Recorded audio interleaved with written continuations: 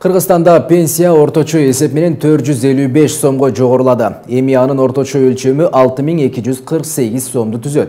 Бул тууралуу социалдык фонддун төрагасы Жаныбек Орозалиев билдирди. Бул ирет дайындалган пенсиялардын базалык жана камсыздандыруу бөлүктөрүн көбөйтүү үчүн 1 миллиард сомго жакын кошумча каражат керектелет. Социалдык фонддун 8 айдагы чыгымдары 40 миллиард сомго жакындап, анын 33 миллиарды пенсияларга жана башка төлөмдөргө жумшалган. Фонддон билдиришкендей, пенсия төлөө боюнча карыздар жок. Мамлекеттик пенсиялык топтоо фондусунда 27 миллиард 700 миллион сом топтолгон, анын 24 миллиард 144 миллион сому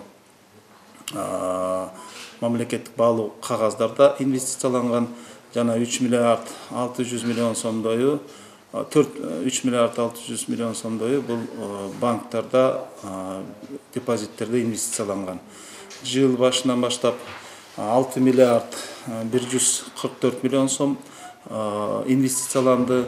Жана жыл башынан баштап 1 миллиард 854 миллион сомдой инвестициядан пайда түштү. Бүгүнкү күндө өлкө боюнча 700 миңден ашык пенсионер бар. Анын 67% пенсиясын коммерциялык банктардан, калганы почта бөлүмдөрүнөн алышат. Пенсиянын өлчөмү 4785 сомдон төмөн пенсияларга бул базалык бөлүгү 10%, жана камсыздандыруу бөлүгү 8%га жогорулайт.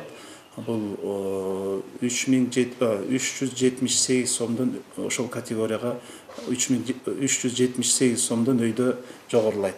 Ал эми 4785 сомдон жогору пенсияларга бул камсыздандыруу бөлүгү 8%га жогорулайт. Маалымат жыйында 1 октябрдан тарта пенсиянын көлөмү 200 сомдон 500 сомго чейин көбөйөөрү белгилүү болду. Эсептөөнүн жыйынтыгы менен пенсиянын орточо өлчөмү 6248 сомду түзөөрү айтылды. Фонддун төрагасы бул үчүн 1 миллиард сомго жакын кошумча каражат керектелерин белгиледи. Айдар Темиралиев, Бактыбек Маматсаев, Пирамида.